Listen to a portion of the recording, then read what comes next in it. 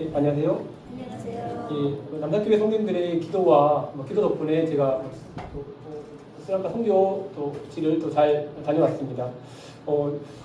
제가 2008년에 스리랑카를 이제 가게 되었는데요. 지금 이제 17년 차 되어가고 있는 17년 차예요. 연수는 중요하지 않는데 사실은 연수보다 더 중요한 것은 제가 스리랑카에서 이제 제가 얼마나 주님께 충성스러운 사역을 17년 동안 잘 했느냐, 그게 더 중요하다고 저는 생각을 하게 됩니다. 그래서 제가 이번 2주간 정도 방문을 통해서 제가 한 5가지 영상을 조금 준비했거든요, 선생님들. 5가지 영상. 그리고 영상을 통해서 조금 제가 또 오늘 말씀과 또 연관되어 있는 또 주제이기도 하고, 그래서 5가지 영상을 잠깐 준비해봤습니다. 예. 첫 번째 영상 한번 조금 보실까요? 첫 번째 영상.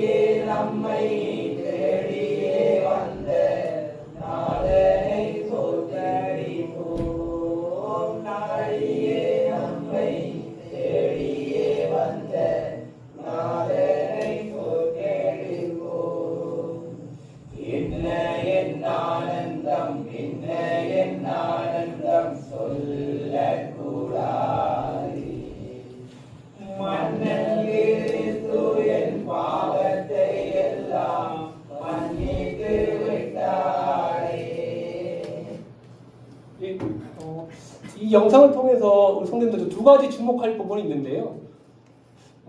첫 번째 부분은 우리 모인 형제들이 한 10명 정도 되는데, 한 10명, 11명 형제들이 지금 제가 아까 17년 말씀드렸잖아요. 17년 동안, 좀 17년 동안 저랑 같이 함께 있었던 형제들입니다. 그래서 제가 2008년부터 2015년, 25년까지 이 형제 처음 구원받고 지금까지 저랑 계속 동역하면서 제 곁을 지켜줬던, 주님 곁을 열심히 지켜줘 충성스러운 형제들이고요. 젊은 형제들도 주일학교에 지금 있었던 형제들이 또 올라와서 지금까지 저랑 같이 동역하고 있는 형제들이고, 그게 첫 번째고, 두 번째로는 여기 아이스 커피가 하나 있을 겁니다. 아이스 커피가 하나 있는데, 스리랑카 형제들이 아이스 커피를 되게 좋아하더라고요. 믹스 커피를. 원래는 스리랑카가 실론티, 아시죠? 실론티의 나라인데, 실론티, 홍차의 나라인데, 그래서 현지인들은 아마 아침, 점심, 저녁에 하루에 3번 정도는 홍차를 마시거든요. 그래서 거의 홍차에 이제 빠질 정도로 계속 홍차를 먹고 있는데, 제가 이번에, 이번은 아니죠. 제가 이제 스리랑카 방문할 때마다 이제 여기 현지 형제들하고 성경 공부를 하면서 이제 홍차는 조금 타기가 좀 어렵거든요. 이렇게 가루라서 이렇게 거름망에다가 해고 뜨거운 물 해서 하기가 좀 시간도 오래 걸려고 그래서 커피 믹스로 뜨거운 물만 준비하면 되니까 형제들한테 한번 성경 공부 끝나고 형제들한테 줘보니까 형제들이 갑자기 이제 너무 좋아하더라고요. 신세계를 만드는 듯이. 그래서 이제 형제들에게 커피 믹스를 주면서 항상 스리랑카 할 때마다 현지 형제들에게 이제 커피 믹스를 주는데, 그러니까 스리랑카 성도들에게 가장 큰 선물은 커피 믹스입니다. 커피 믹스. 나중에 혹시나 스리랑카 성도들을 위해서 내가 좀 스리랑카 성도들을 위해서 좀 도와줄, 선물을 줄 수 없겠나, 기도하시는 분들이 계시면 커피 주시면 됩니다. 저를 통해서 커피 믹스만 보내주셔도 형제들이 아주 좋아합니다. 이제는 이제 홍차 먹는다 그러더라고요. 그래서 어떤 형제들은 그냥 씹어 먹어요. 집에서 이걸 그냥 물도 안 타고 씹어 먹을 정도로 맛있게 먹는데, 아무튼 한국화가 다 되어가고 있는 모습입니다. 이게 제가 그래서 이 첫 번째 보여드린 영상은 우리 형제들에 대해서 이렇게 제가 말씀을 드렸고, 다음번 네 번 연속 틀어주세요. 근데 파일이 4개 남아있는데 4개 연속 보여드릴 영상은 뭐 혹시나 저희들이 교회 가기 조금 오늘은 교회 가기 좀 귀찮다, 또 오늘은 좀 교회 좀 빠지고 싶다, 그런 마음이 드시는 분들에게 좀 이 영상이 조금 도움이 되지 않으실까라는 생각이 들게 됩니다. 한번 보시면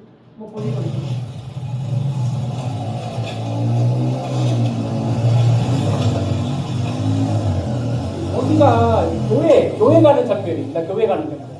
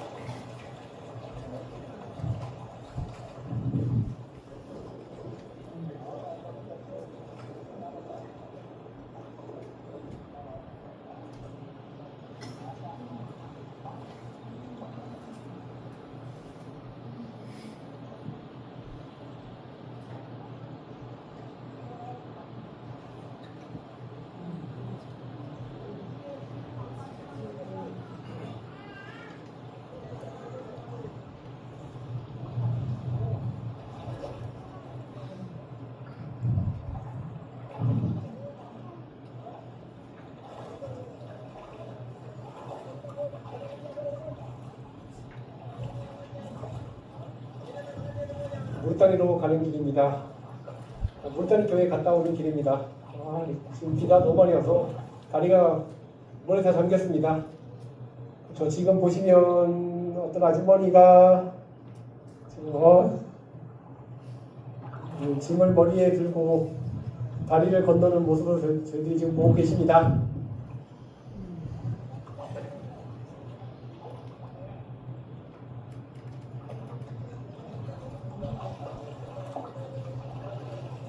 우리 물단위로 가는 형제들 고생이 많습니다.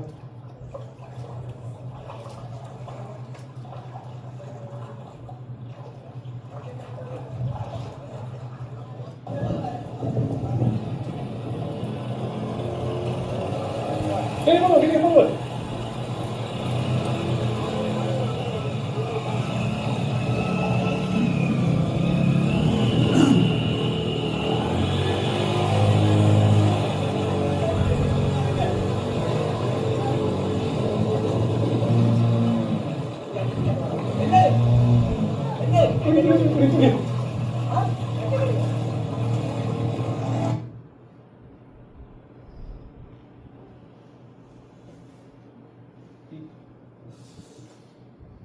제가 오늘 지금 이 비디오를 보여드린 그 목적은 아까 그 말씀도 있겠지만 저희들이 오늘 주목해야 될 것은 사실 스라카 선교지뿐만 아니라 모든 선교지가 다 열악한 환경에 있습니다. 사실은 그렇죠. 근데 제가 이 비디오를 보내드리는 것은 어떤 환경에 주목하는 것이 아니라 오늘 우리 형제들의 이 교회를 위해 섬기고 있는 형제들을 좀 주목해 보셨으면 하는 마음에 제가 이 영상을 틀게 되었습니다. 그리고 너무 힘들다, 스라카 선교지가 너무 힘들다, 그게 아니라 저는 제가 지금까지 같이 한 10명, 11명의 형제들이 저와 같이 함께 동역하면서 지금 이렇게 무르타니 교회, 스랑카 교회가 4개의 교회가 있거든요. 여기 우리 무르타니 교회가 가장 처음 개척된 교회입니다.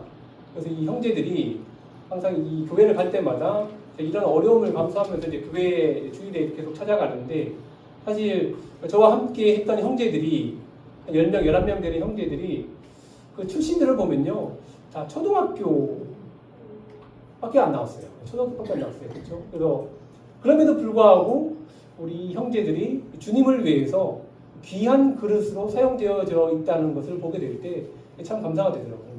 그래서 오늘 이제 이 말씀을 통해서 오늘 저희 뭐 이런 성교 간증을 통해서 오늘 이 말씀을 조금 보고자 하는데요. 사도행전 9장 좀 말씀 보시겠습니다. 사도행전 9장.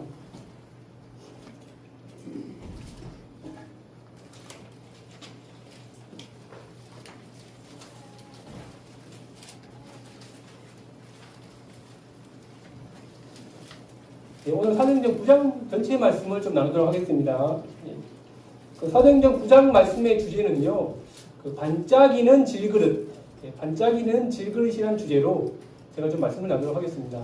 그래서 제가 지금 영상을 보여드렸는데, 사실 우리 스리랑카, 저와 같이 성역하는 우리 스리랑카 우리 형제들, 일꾼들은 사실 뭐 제가 말씀드렸다시피 초등학교 밖에 나오지 않은 정말 질글 것 같은, 그렇죠? 아주 볼품없고 세상적으로는 정말 연약하고 내세울 것도 없는 정말 이런 그런 질글 것 같은 그런 사람들이에요. 그런데 그런 사람들이 하나님의 그 영광스러운 이 복음의 빛을 받아서 거듭나서 하나님의 거룩한 자녀가 되고 또 하나님께 쓰임 받는 그릇이 되어서 이제는 이 스리랑카의 그 네 곳의 지역교회를 헌신하는 하나님의 일꾼으로서 세워져 있는 것을 보게 될 때 참으로 감사가 됩니다. 그래서 오늘 이제 9장 전체의 말씀을 제대로 오늘 한번 살펴보게 되는데, 성도님들. 그러니까 제가 전에 8장 말씀을 제가 전에 드린 적이 있는데, 그 8장에서는 이 스데반의 죽음으로 말미암아 이제 이 예루살렘 교회에 엄청나게 많은 핍박이 일어납니다. 그렇죠? 그 핍박이 일어나서 사도들을 제외하고는 많은 교회 성도들이 뿔뿔이 흩어지게 되는 결과를 초래하게 됐죠. 그럼에도 불구하고 이 전화위복의 복음은 그럼에도 불구하고 핍박을 받음에도 불구하고 복음은 그 가운데서도 역사하여 오히려 사마리아 지역에 복음이 전파되고 사마리아에 살고 있는 많은 영혼들이 구원받게 되는 그런 역사가 일어나는 것을 우리가 좀 예전에 보게 되었습니다. 그리고 이제 9장에서는 스데반의 그 순교로 인해서 순교에 함께 동참했던 그 사도 바울의 이야기를 이렇게 기록되어져 있거든요, 성경에. 사도 바울이 구원받기 전에 사도 바울이 어떻게 예수님을 믿게 되었는지 그 간증에 대해서 이 9장에서 자세하게 말씀드려져 있어요. 그래서 이 9장의 주제를 저는 이 반짝이는 질그릇이라는 주제로 제가 이 말씀의 주제를 한번 삼아봤습니다, 성경에. 그러니까 그 질그릇은 아시겠죠, 성경? 질그릇은 뭐 옹기, 그러니까 진흙으로 만든, 쉽게 말해 진흙으로 만든 그릇을 의미합니다. 진흙으로 만든 그릇. 그러니까 우리가 이제 도자기를 만들 때, 도자기를 만들면 진흙으로 만들잖아요. 진흙 잘 빚어서 동글동글하게 뭐 굴려서 그 다음에 유약을 바르고 그 다음에 불에 구워야지만이 이제 반짝이는 도자기가 생기는데, 그 질그릇은 진흙을 빚어서 유약을 바르지, 반짝거리는 약을 바르지 않는 그 상태, 그냥 흙그릇이에요. 반짝거리지도 않고, 윤기도 없고, 그런 그릇을 질그릇이라고 합니다. 질그릇. 그래서 또 이와 또 비슷한 말은 또 빛 좋은 게살구라는 말도 있죠. 빛 좋은 게살구. 그리고 겉은 번지르르 하고, 그 안에는 알찬 것이 아무것도 없는 사람을 이끌어서 빛 좋은 게살구라고 그러지 않습니까? 그래서 그 게살구도 저는 처음에 살구나무인 줄 알았지만 그 게살구는 예전에 지금 잘 안 보인다고 그러더라고요. 우리 예전에 저도 어릴 적에 그 산 기슭에 가면 그 게살구 나무라고 자라고 있었는데 살구처럼 열매가 비슷하게 생겼지만 우리 노성님도 아실 겁니다, 그죠? 그 게살구는 살구처럼 비슷하게 색깔은 오히려 살구보다 더 노랗고 맛있게 보이지만 나중에 먹었을 때는 더 시고 맛없고 떫은 살구나무처럼 보이지만 속은 살구나무가 아닌, 살구 열매가 아닌 그런 것이 게살구라고 그러지 않습니까? 그래서 제가 이 두 가지 비유를 제가 말씀드렸는데, 사실 구원받기 전에 이 사도 바울도 마찬가지로 사실은 주님 앞에서 이 빛 좋은 게살구와 같은, 주님 앞에서 빛 좋은 게살구와 같은 삶을 살았던 사람이었습니다. 그래서 우리 사도 바울의 그 출신을 알고 계시지 않습니까? 사도 바울의 그 배경에 대해서. 그는 히브리인 중에 히브리인이었고, 또그 다소, 그쪽 학문의 도시인 그 다소에서 태어나서 그 가말리아 문화, 그 유대 율법학자 가장 첫 번째인 유대 학자인 가말리아에서 아주 수제자로 율법을 공부했던 그런 정말 그 율법의 학식이 있었던 그죠? 그런 사람이었잖아요. 그런 사람. 그래서 그 사도 바울은 자기 스스로는 나는 반짝이는 보배 그릇이야라고 분명히 그러한 삶을 살아왔을 것입니다. 예. 나는 난 질그릇이 아니고 사실 그 바울 시대에 살아왔던 그 사람들은 대부분 다 좀 어려운 서민들은 다 질그릇 사용했거든요. 그렇죠? 흙그릇으로 살아왔는데 하지만 이제 사도 바울은 그 로마 시대에 잘 살던 사람들은 은그릇이나 그죠? 금그릇을 사용했겠죠. 그래서 사도 바울은 나는 금수저야. 나는 음수저라고 생각했지만 사실 우리가 다 아시다시피 다메섹 도상에서 그 다메섹 그 길에서 사도 바울은 자신이 아무런 가치가 없던 정말 보잘것없는 그 질그릇과 같은 사람이었다는 것을 그곳에서 깨닫게 되었다는 것이죠. 그렇죠? 예, 그래서 그 유대인들에게는 뭐 금수저였지만 이 하나님 앞에서는 빛 좋은 개살구였던 그 바울이 어떻게 반짝이는 질그릇이 되었는지 성경도 제가 주제를 말씀드렸다시피 이 반짝이는 질그릇 참 이해하기 어렵잖아요. 그렇죠? 질그릇은 질그릇인데 어떻게 질그릇이 반짝이 거릴 수가 있을까? 우리는 은그릇과 금그릇을 보통 반짝이다 그러잖아요. 근데 이 질그릇이 어떻게 반짝일 수 있을까? 예수님만이 가능하신 것이죠. 그래서 이 유대인들에게는 금수였지만 하나님 앞에서는 보잘것없던 그 질그릇이었던 이 바울이 어떻게 이제 그 사람이 사도 바울이 반짝이는 질그릇이 되는지에 대해서 좀 오늘 말씀을 통해서 좀 저희들 한번 살펴보도록 하겠습니다. 제가 좀 구장에 다 읽기는 좀 어렵고요. 제가 중요한 부분만 제가 좀 말씀을 좀 읽도록 하겠습니다. 9장 1절부터 제가 5절까지 제가 읽도록 하겠습니다. 사울이 주의 제자들에 대하여 여전히 위협과 살기가 등등하여 대제사장에게 가서 사울은 히브리 사도 바울 그 히브리어로 사울이라 그러고 헬라어로는 바울이라 그런다 그렇죠? 그러니까 2절에서 다메섹 여러 회당에 가져갈 공문을 청하니 이는 만일 그 도를 따르는 사람을 만나면 남녀를 막론하고 결박하여 예루살렘으로 잡아오려 함이라. 사울이 길을 가다가 다메섹에 가까이 이르더니 호련히 하늘로부터 빛이 그를 둘러 비치는지라. 땅에 엎드러져 들음에 소리가 있어 이르시되 사울아 사울아 네가 어찌하여 나를 박해하느냐 하시거든. 대답하여 주여 누구시나이까 이르시되 나는 네가 박해하는 예수라. 그리고 이제 15절 보시겠습니다. 15절 주께서 이르시되 가라 이 사람은 내 이름을 이방인과 임금들과 이스라엘 자손들에게 전하기 위하여 택한 나의 그릇이라. 그가 내 이름을 위하여 얼마나 고난을 받아야 할 것을 내가 그에게 보이리라 하시니. 그리고 이제 18절을 보시겠습니다. 즉시 사울의 눈에서 비늘 같은 것이 벗어져 다시 보게 된지라. 일어나 세례를 받고 음식을 먹음에 강건하여 지니라. 사울이 다메섹에 있는 제자들과 함께 며칠 있을 때 즉시로 각 회당에서 예수가 하나님의 아들이심을 전파하니 듣는 사람이 다 놀라 말하되 이 사람이 예루살렘에서 이 이름을 부르는 사람을 멸하려던 자가 아니냐. 여기 온 것도 그들을 결박하여 대제사장들에게 끌어가고자 함이 아니냐 하더라. 사울은 힘을 더 얻어 예수를 그리스도라 증언하여 다메섹에 사는 유대인들을 당혹하게 하니라. 그리고 28절입니다. 사울이 제자들과 함께 있어 예루살렘에 출입하며 또 주 예수의 이름으로 담대히 말하고 헬라파 유대인들과 함께 말하며 변론하니 그 사람들이 죽이려고 힘쓰거늘 형제들이 알고 가이사랴로 데리고 내려가서 다소로 보내니라. 마지막으로 31절입니다. 그리하여 온 유대와 갈릴리와 사마리아 교회가 평안하여 든든히 서가고 주를 경외함과 성령의 위로로 진행하여 수가 더 많아지니라. 첫 번째로 이 말씀을 저희가 1절부터 5절 말씀을 보시면요, 형님들. 여기서 이 사도 바울이 구원받기 전에 사도 바울이 다메섹에서 그리스도인들을 잡으려고 하는 이 공문을 받으려고 가는 장면을 저희들이 보게 됩니다. 그리고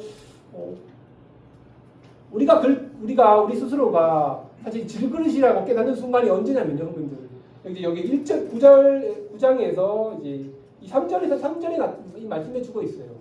그러니까 그리스도의 그 영광스러운 빛이 사실 우리를 아무 보잘것없는 질그릇이라고 깨닫게 한다는 것이죠. 그래서 제가 다시 한번 말씀드리지만 바울은 자기 자신이 이 질그릇이라고 생각했습니다. 질그릇이 아니라 반짝이는 은그릇이라고 바울 스스로는 생각했어요. 그래서 사도 바울은 이 스데반이 죽은 이후에 이 바울의 그 삶은 어떤 삶이었습니까? 나 자신만이 하나님 신앙의 열심이다. 나만이 구원의 길을 잘 알고 있다. 그리고 나만이 하나님의 영광스러운 빛 가운데 나만이 살아가고 있다. 그런 착각을 하며 살고 있었던 그런 사람이었어요. 나만이 은그릇이고, 나만이 금그릇이고, 그리스도 예수를 쫓는 그런 사람들은, 그 사람들은 질것과 같이 형편없는 사람들이야.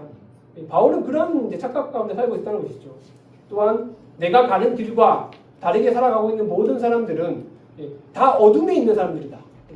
라고 바울이 그런 착각에 빠져서 하나님을 믿는 삶을 살아가고 있었다는 것이었습니다.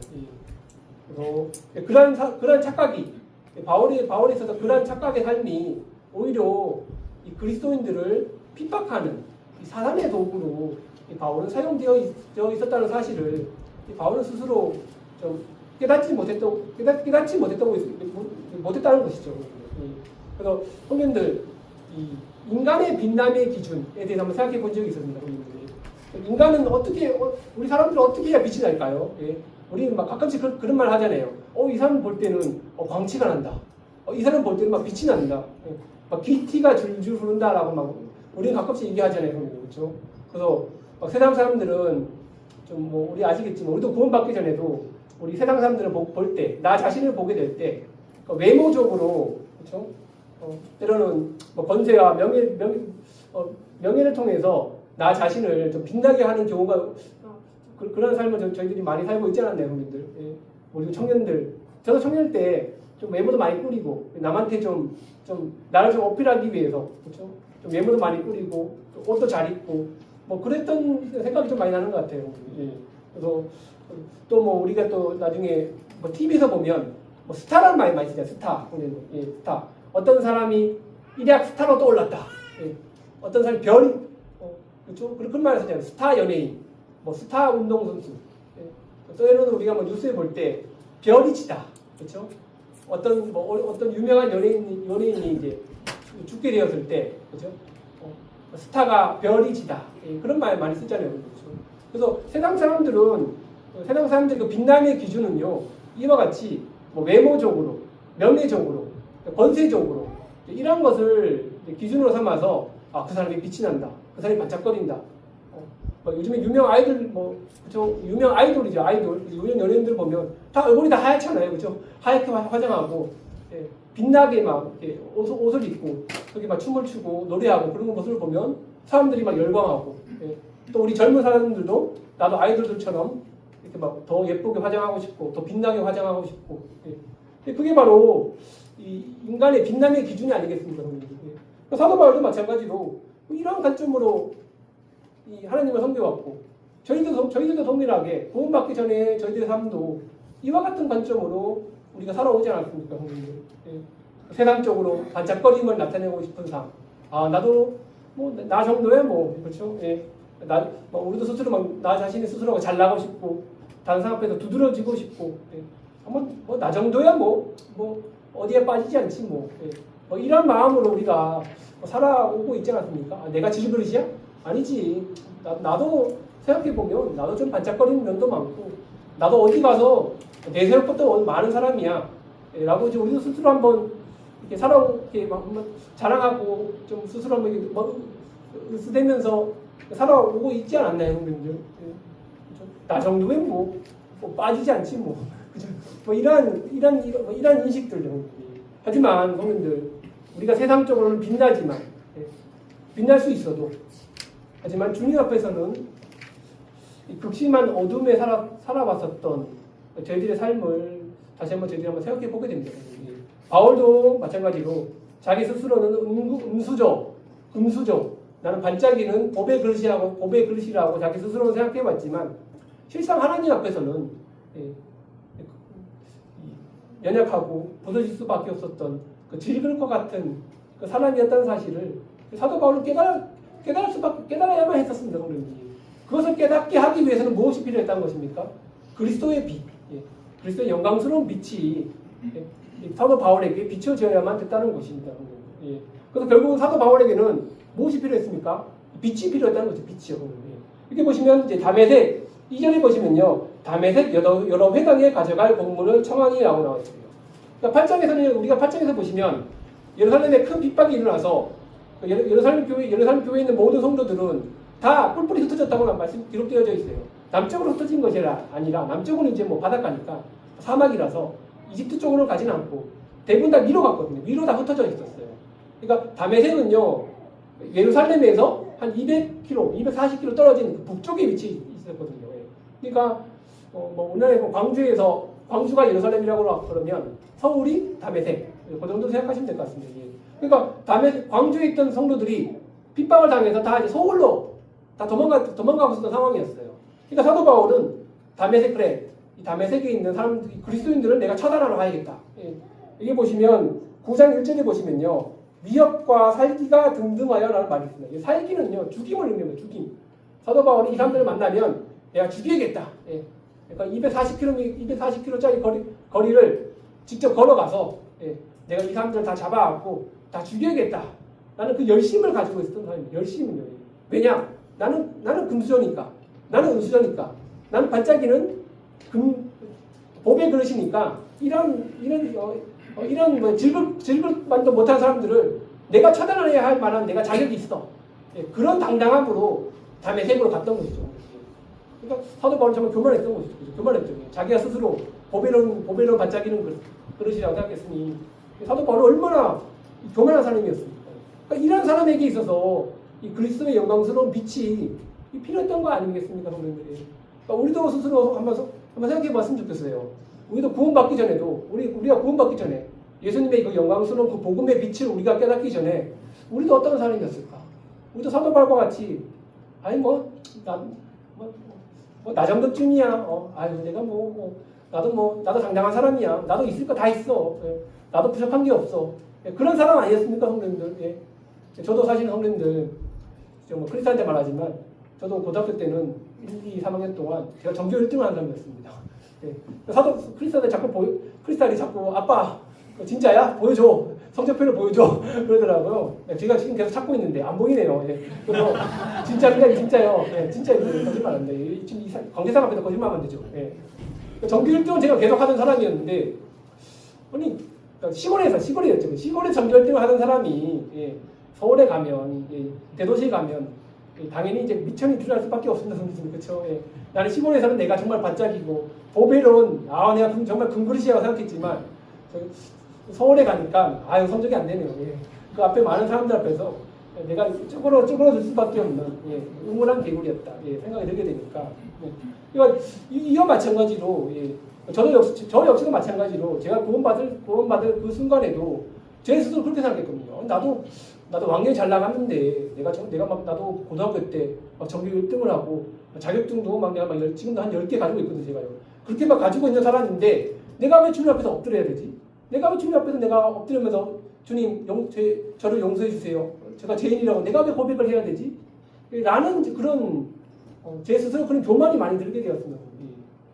그러기 위해서는 그런 것을 깨기 위해서 그런 교만을 깨기 위해서 이 그리스도의 그 영광스러운 빛이 필요했다는 것이죠. 그래서 이 세상의 근본적인 빛은 무엇입니까? 태양 아니겠어요? 태양.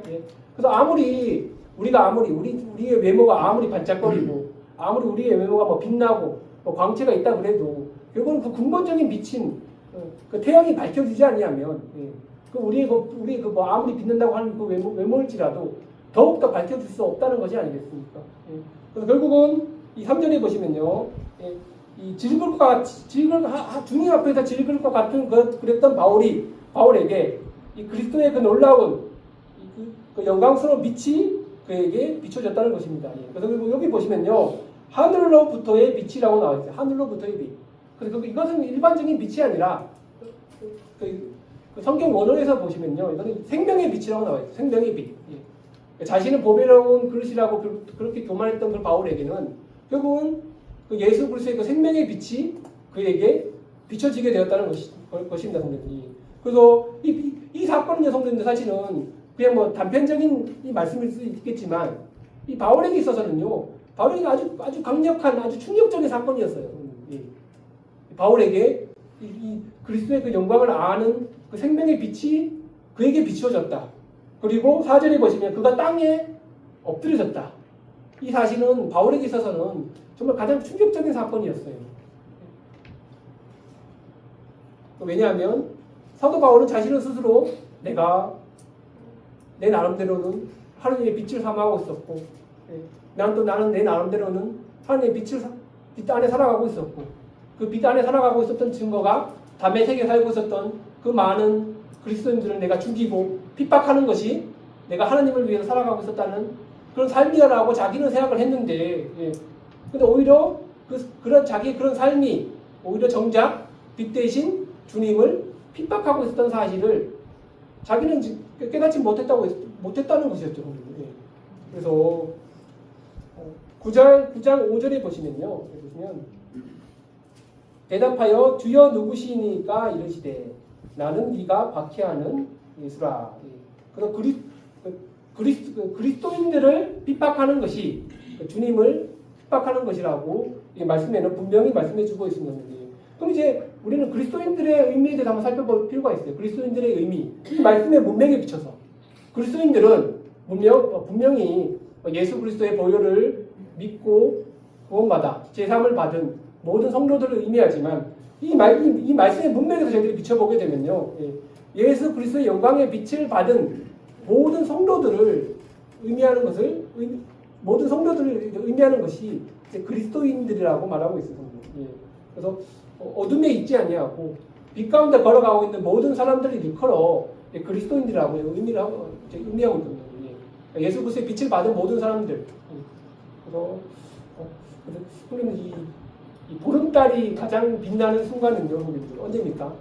보름달이 가장 빛나는 순간은 가장 어두운 상황에 있을 때 보름달이 가장 빛나지 않습니까? 한국에서는 보름달의 그 영광을 보기가 참 어려워요. 그렇죠? 왜냐하면 한국은 다 도시 나라이기 때문에 모든 건물마다 다 빛이 비춰져 있어서 보름달이 아무리 뭐 비춰도 여기 뭐 이게 밝은지 안 밝은지 모르는데, 제가 이제 스리랑카에 있으면, 스리랑카는 시골이지 않습니까? 시골 그 촌에 있으면 정말 보름달이 비치는 그 날은 아무리 그 흑암에 있는 그 장소가 되게 환하게 비치더라고요. 한국은 좀 그런 것을 좀 느낄 수가 없어요. 워낙 다 도시고 건물 빛이 워낙 다 비춰주고 있기 때문에 보름달이 아무리 큰 보름달이 떠도 그 주위 환경이 밝지는 못하더라고요. 그래서 우리 하나님께서 주시는 이 복음의 빛, 이 구원의 빛을 진정으로 깨닫는 순간이 우리가 언제입니까, 성도님들? 나의 영혼이 진정으로 가장 극심한 어두움에 처했다고 깨닫는 그 순간이 바로 그 그리스도의 영광의 빛을 정말 온전히 깨닫는 그 순간이 아니겠습니까?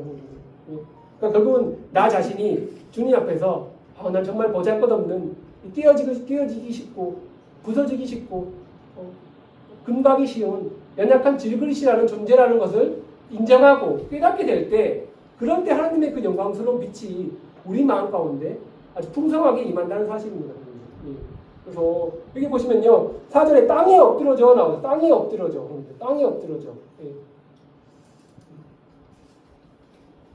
이 땅에 엎드려져는 말은 여기 문맥상으로 보시면요, 이 성경 원어를 보시면 높은 곳에서 아래로 아주 세게 추락하다는 의미를 가지고 있어요. 그냥 우리는 그냥 여기서 보시면 땅에 엎드려져, 그냥 뚝딱 넘어지다, 이게 아니라 원어적인 의미에서는요, 가장 높은 곳에서 추락하다는 의미를 가지고 있어요. 그러니까 사도 바울의 그 처한 현실을 우리가 잘 알 수 있겠죠, 성도님들. 자신이 가장 보배로운 질그릇, 보배로운 그릇, 반짝이는 금수저, 은수저라고 가장 높은 위치에 있었던 그런 사도 바울이 예수 그리스도의 빛을 받은 이후에 그의 위치가 어떻게 됐습니까? 뚝 떨어졌다는 거죠. 뚝 떨어졌어요. 질그릇, 이제는 금수저, 은수저가 아니라 질그릇과 같은 존재로 빛을 통해서 뚝 떨어졌다는 그런 말씀을 의미하고 있거든요. 그래서 성도님들 이제는 이제 5절, 이제 6절에서 이제 16절 저희들이 보게 됩니다, 성도님들. 이 그리스도의 빛을 통해서는 이제 사도 바울이 그리스도의 빛을 받았습니다. 예, 이제 받았어요. 예, 그리스도의 빛을 받은 이후에 그는 어떤 사람이 되었냐면 여기 뭐 제가 말씀드렸는데 15절에 보시면요, 하나님께 쓰임 받는 그릇이 되었다고 이 말씀이 기록되어져 있어요. 그러니까 그리스도의 빛을 통해서 우리는 하나님께 쓰임 받는 질그릇이 되었다라고 이 말씀에 기록되어져 있습니다. 그러니까 하나님께 쓰임 받는 그릇이 되기 위해서는 이 빛을 받아들이는 예수님의 그 복음의 빛, 그 영광의 빛을 받아들이는 그 회개의 기간이 필요하다는 것이죠. 이게 보시면 7절 보실까요? 7절이에요. 7절, 8절. 9절이 보실까요? 9절, 8절에 사울이 땅에서 일어나 눈은 떴으나 아무것도 보지 못하고 사람의 손에 끌려 다메섹으로 들어가서 9절 말씀 중요하죠. 사흘 동안 보지 못하고 먹지도 마시지도 아니하리라 라고 말씀해주고 있습니다. 이 9절 말씀은 결국은 사도 바울이 예수님의 그 영광스러운 빛을 본 다음에 자기 자신이 완전히 추락한 그런 영혼처럼 뚝딱 추락하여져서 이제 사흘 동안 식음전폐, 아무것도 먹지도 못하고 마시지도 못하는 그 식음전폐의 기간을 가지고 있었던 것이었어요. 그러니까 그리스도의 빛이 자신이 금그릇이라고 생각했던 그 사도 바울을 완전히 무기력하게 만들었던 그 사건이 바로 이 사도 바울이 그 영광의 빛을 받은 그 순간이었습니다. 그래서 이 복음의 말씀, 그렇죠? 이 복음의 말씀은 우리 자신을 무기력하게 만드는 거죠. 그렇죠? 우리 자신을 죄인으로 깨닫게 합니다. 이 복음의 말씀은 우리 자신을 아무것도 아닌 자로 여기게 합니다. 그렇지 않습니까, 성도님들? 저도 제가 전교 1등, 제가 자격증이 몇 개 있고, 제가 그랬던 삶에서 예수 그리스도의 그 영광의 빛을 내가 깨닫는 순간에 저도 마찬가지로 내가 주님 앞에서는 아무것도 아니구나. 전교 1등이 무슨 소용이야. 자격증이 그렇게 많은 무슨 소용이야.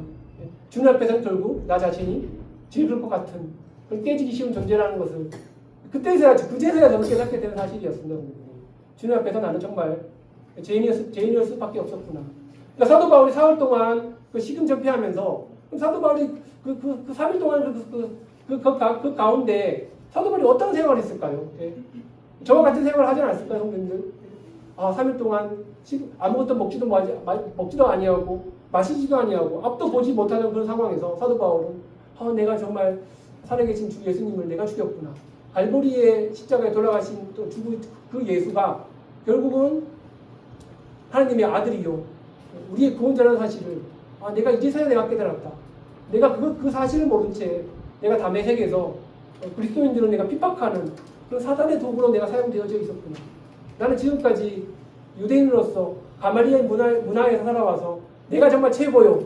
내가 정말 하나님에 대해 신앙에 대해서 열심이고 나만이 가장 뛰어난 사람이라고 생각했는데 결국 이 주님의 빛 앞에서 그 반짝이는 그 빛 앞에서 내가 정말 연약하고 죄인이라는 사실을 내가 하나님 앞에서 아무런 가치가 없는 사람, 하나님 앞에서 정말 아무것도 아니란 사람, 아무것도 아니란 사람이라는 것을 바울이 그 3일간의 기간 동안에 깨달았던 것이 아니겠습니까, 성도님들? 오직 하나님만이 나를 구원하시고 하나님만이 나를 은혜 베풀어 주시고 그 3일간의 그 일이 바울에게서는 정말 가장 하나님께 회개하는 그런 기간이었던 것을 저희 보게 됩니다.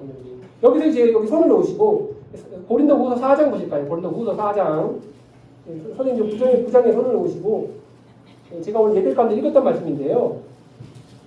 고린도후서 4장 290페이지입니다. 신약성경 289페이지. 고린도후서 4장 6절입니다. 6절. 어두운 데에 빛이 비치리라 말씀하셨던 그 하나님께서 예수 그리스도의 얼굴에 있는 하나님의 영광을 아는 빛을 누구에게 주셨습니까? 사도 바울뿐만이 아니라 우리에게 모두 주셨다는 것입니다. 그리고 7절에 보십시오. 우리가 이 보배를, 이 복음의 보배, 하나님의 영광을 아는 그 복음, 이 구원의 그 놀라운 능력, 이 보배를 질그릇에 가졌으니, 이 연약한 질그릇, 그렇죠? 우리 깨지기 쉬운 우리 안에 이 하나님의 그 놀라운 그 영광의 빛을 우리 안에 주었다는 것입니다. 왜 주셨습니까? 심히 큰 능력은 하나님께 있고 우리에게 있지 아니함을 알게 하려 합니다. 예. 더욱더 겸손케 하기 위해서. 네가 받은 빛은, 네가 받은 구원의 은혜는 네 것이 아니야. 네 능력으로 된 것이 아니라 오직 하나님의 능력과 하나님의 은혜로 이루어졌다라는 사실을 깨닫게 하기 위해서 하나님께서는 질것과 같은 저희들에게 그 복음의 영광스러운 빛을 주셔서 이 질것과 같은 저희들이 주님 앞에서 반짝반짝거리게 하게 하신 것이 아니겠습니까, 성도님들? 그래서 성도님들 우리가 주님 세상에서는 연약한 질그릇일지도 모르겠지만 우리가 주님 앞에서는 하나님의 영광의 빛을 받은 반짝반짝거리는 질그릇이라는 사실입니다. 그래서 질그릇이 우리를 구원하신 그 목적이 고린도후서 4장 6절에서 7절에 잘 나타내주고 있습니다. 그러니까 바울도 이러한 질그릇의 삶을 살았을 때 예수 그리스도의 영광스러운 빛을 받고 회개하여 예수님을 영접했다는 사실입니다. 다시 이제 사도행전 9장으로 돌아가 볼까요? 9장에 들어가 보시면 그리고 사흘 동안 식은 전폐하고 있었던 그 바울, 사흘 동안 자신의 회개의 기간을 가졌던 주님 앞에서 정말 나는 아무것도 아닌 사람이다. 난 정말 깨지기 쉬운 질것과 같은 사람이다. 라고 그런 과정을 거치고 있는 과정 가운데서 15절에 하나님께서 어떤 명령을 주십니까? 어떤 사명을 주십니까? 사도 바울에게. 이 사람은 내 이름을 이방인과 임금들과 이스라엘 자손들에게 전하기 위하여 택한 나의 그릇이다. 라고 말씀드립니다. 그러니까 그리스도의 빛을 받은 이 질그릇이 해야 할 역할이 무엇입니까, 성도님들? 하나님의 그 영광스러운 빛을 전하기 위한 그릇으로 택함을 받다는 사실입니다. 그래서 그리스도의 빛을 이제는 그리스도의 영광스러운 빛을 비추기 위해서 사도 바울은 지금부터 고난을 받게 될 것입니다. 이 고난을 받는다는 것은 이 질그릇의 관점에서 보게 되면 때로는 깨지고 때로는 부서지고 때로는 금이 갈 것입니다. 하지만 그럴 때마다 질그릇의 반짝거리는 질그릇의 그 특징이 무엇입니까? 비록 질그릇이지만 그 안에 반짝거리는 빛을 가지고 있기 때문에 깨지고 부서지고 금이 갈 때마다 무엇이 드러납니까? 빛이 드러나지 않습니까? 빛이요. 그렇죠? 질그릇은 윤기도 없고 딱딱하고 아무 볼품도 없고 그런 질그릇이 깨지고 그 안에 금이 가게 되면 그 안에 무엇이 보이게 됩니까? 영광스러운 그 빛이 보이게 되지 않습니까? 그렇기 때문에 우리는 하나님 앞에서 질그릇이라는 사실이 전혀 우리는 부끄럽지 않다는 것입니다. 왜냐? 그 질그릇 안에 하나님의 영광을 아는 그 빛을 우리 가운데 주셨기 때문에 아니겠습니까, 성도님들? 그러면서 우리가 복음을 전할 때, 우리가 또 그리스도의 삶을 살아갈 때, 우리가 때로는 그리스도인이라는 이유로 때로는 저희들이 핍박을 받고 모욕을 당하고 그럴 때마다 우리가 깨지고 부서지고 그럴 때마다 우리 안에 있는 빛이 더욱더 바깥으로 퍼지게 된다는 사실입니다. 그래서 17절 보실까요? 17절이에요. 이제는 그리스도의 빛을 통해서 이제는 사도 바울이 하나님께 쓰임받는 반짝이는 그릇이 되는 장면을 이제는 우리들이 보게 될 것입니다. 그 전까지는 사도 바울이 어떻게 하나님의 영광스러운 빛을 받았는가에 대해서 우리가 살펴보았지만 이제는 17절 이후부터는 이제는 그 영광스러운 빛을 받은 그 바울이 질그릇과 같았던 바울이 이제는 어떻게 하나님의 빛을 비추는 그런 반짝이는 질그릇으로서의 삶을 사는지 우리가 17절부터 보게 되는데 이거 보시면 17절에 보시면 아나니아가 형제 사우라 이제는 그리스도의 빛을 받은 모든 사람들은 이제는 형제라 이끌어지게 됩니다. 형제라 이끌어지게 된다는 사실. 그러니까 예전에는 사울을 어떤 사람이 해치겠죠? 아나니아는 원수였습니다. 원수였습니다. 그리스도인들을 죽이러 돌아다녔기 때문에 아나니아는 바울에 대해서 이 사람들은 우리의 원수다. 이 사람들 우리 그리스도인들 계속 핍박하는 사람들인데 우리 계속 피하여야만 한 존재. 그렇죠?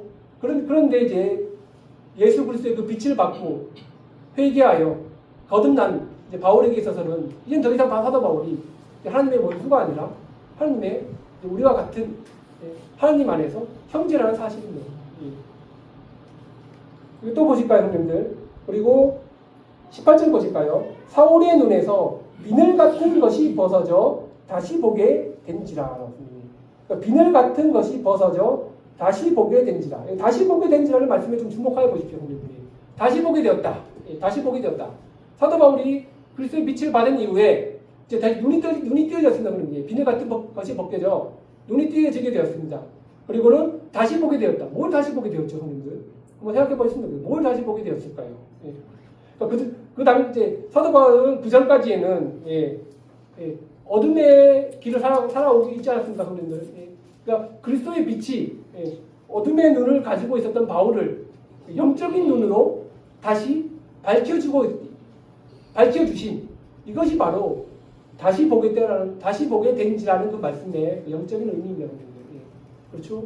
자신은 아까 다시 한번 말씀드리지만 자신은 금수저, 은수저, 보배로운 그릇이라고 생각했지만 하지만 하나님 앞에서는 그는 어둠에 있는 사람, 어둠의 길을 걷고 있는 사람이었을 뿐이었습니다. 근데 영광스러운 빛을 통해서 그는 예수 그리스도를 볼 수 있는 능력, 영적인 것을 볼 수 있는 그 눈이 다시 띄어지게 된 것이었죠. 그 빛의 근원은 하늘 아니겠습니까? 하늘.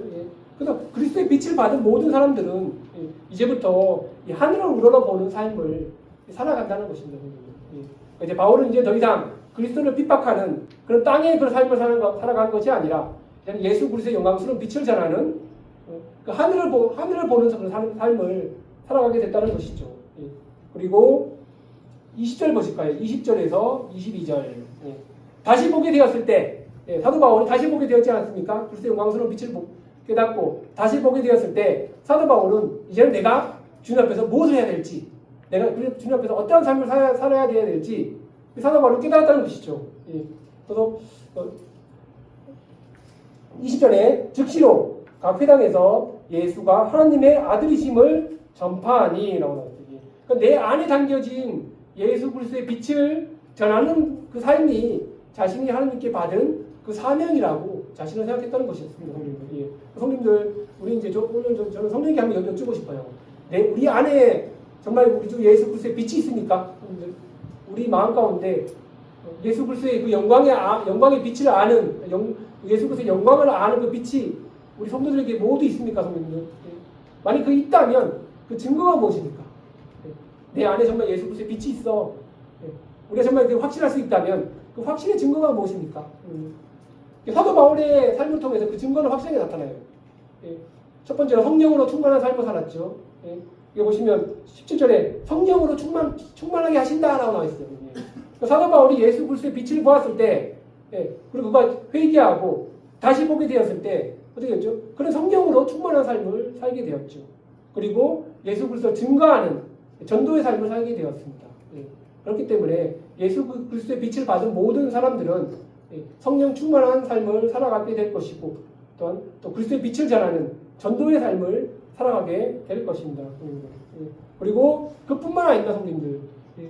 이제 사도 바울은 복음을 증거하는 삶뿐만 아니라 이제는 질그릇으로서 날마다 깨지는 삶을 살아갈 수밖에 없었어요. 그가 받은 사명입니다. 사도 바울뿐만 아니라 이거는 남사교회 모든 성도들도 동일하게 경험해야 할 삶이라고 저는 생각을 하게 됩니다. 그러니까 질그릇이기 때문에 사도 바울 단단한 그릇이 아니잖아요, 그렇죠? 그렇기 때문에 사도 바울은 하나님께 택한 그릇이라고 인정을 받았지만, 부르심을 받았지만, 이제 그의 삶은 주님 오실 날까지, 자기가 죽을 그날까지 깨어져야만 했던 그런 삶을 살아갈 수밖에 없었어요. 그리고 이제 23절 보실까요? 23절 보실까요? 여러 날이 지남에 유대인들이 사울을 죽이기를 공모한 겁니다.